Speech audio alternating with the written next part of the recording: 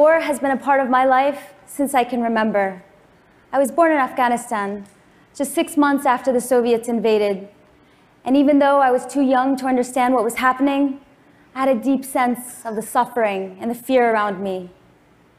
Those early experiences had a major impact on how I now think about war and conflict.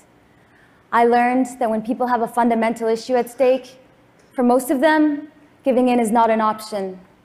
For these types of conflicts, when people's rights are violated, when their countries are occupied, when they're oppressed and humiliated, they need a powerful way to resist and to fight back. Which means that no matter how destructive and terrible violence is, if people see it as their only choice, they will use it. Most of us are concerned with the level of violence in the world. But we're not going to end war by telling people that violence is morally wrong. Instead, we must offer them a tool that's at least as powerful and as effective as violence. This is the work I do. For the past 13 years, I've been teaching people in some of the most difficult situations around the world how they can use nonviolent struggle to conduct conflict. Most people associate this type of action with Gandhi and Martin Luther King. But people have been using nonviolent action for thousands of years. In fact, most of the rights that we have today in this country, as women, as minorities, as workers, as people of different sexual orientations, and citizens concerned with the environment, these rights weren't handed to us. They were won by people who fought for them and who sacrificed for them. But because we haven't learned from this history, nonviolent struggle as a technique is widely misunderstood. I met recently with a group of Ethiopian activists, and they told me something that I hear a lot. They said they'd already tried nonviolent action and it hadn't worked. Years ago, they held a protest. The government arrested everyone, and that was the end of that. The idea that nonviolent struggle is equivalent to street protests is a real problem. Because although protests can be a great way to show that people want change, on their own, they don't actually create change, at least change that is fundamental. Powerful opponents are not going to give people what they want just because they ask nicely, or even not so nicely. Nonviolent struggle works by destroying an opponent, not physically, but by identifying the institutions that an opponent needs to survive and then denying them those sources of power. Nonviolent activists can neutralize the military by causing soldiers to defect. They can disrupt the economy through strikes and boycotts. And they can challenge government propaganda by creating alternative media. There are a variety of methods that can be used to do this. My colleague and mentor, Gene Sharp, has identified 198 methods of nonviolent action. And protest is only one. Let me give you a recent example. Until a few months ago, Guatemala was ruled by corrupt former military officials with ties to organized crime. People were generally aware of this, but most of them felt powerless to do anything about it.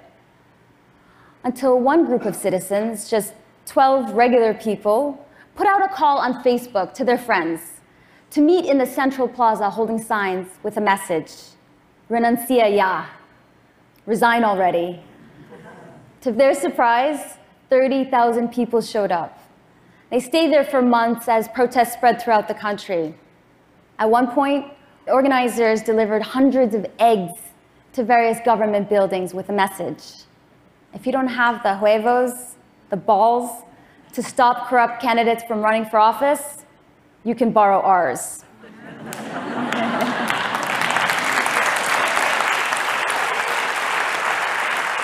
President Molina responded by vowing that he would never step down. And the activists realized that they couldn't just keep protesting and ask the president to resign. They needed to leave him no choice. So they organized a general strike in which people throughout the country refused to work. In Guatemala City alone, over 400 businesses and schools shut their doors. Meanwhile, farmers throughout the country blocked major roads. Within 5 days, the president, along with dozens of other government officials, resigned already.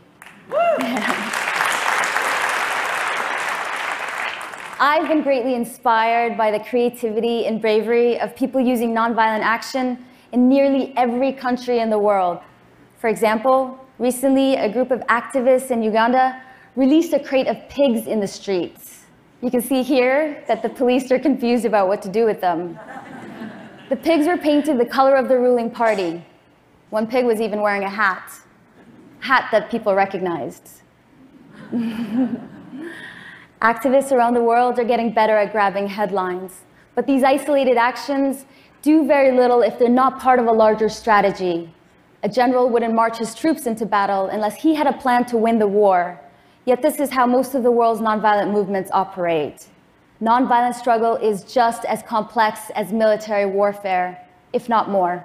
Its participants must be well-trained and have clear objectives, and its leaders must have a strategy of how to achieve those objectives. The technique of war has been developed over thousands of years, with massive resources and some of our best minds dedicated to understanding and improving how it works. Meanwhile, nonviolent struggle is rarely systematically studied, and even though the number is growing, there are still only a few dozen people in the world who are teaching it. This is dangerous because we now know that our old approaches of dealing with conflict are not adequate for the new challenges that we're facing. The US government recently admitted that it's in a stalemate in its war against ISIS. But what most people don't know is that people have stood up to ISIS using nonviolent action. When ISIS captured Mosul in June 2014, they announced that they were putting in place a new public school curriculum based on their own extremist ideology. But on the first day of school, not a single child showed up. Parents simply refused to send them. And they told journalists they would rather homeschool their children than to have them brainwashed. This is an example of just one act of defiance in just one city. But what if it was coordinated with the dozens of other acts of nonviolent resistance that have taken place against ISIS? What if the parents' boycott was part of a larger strategy to identify and cut off the resources that ISIS needs to function? The skilled labor needed to produce food. The engineers needed to extract and refine oil. The media infrastructure and communications networks and transportation systems, and the local businesses that ISIS relies on.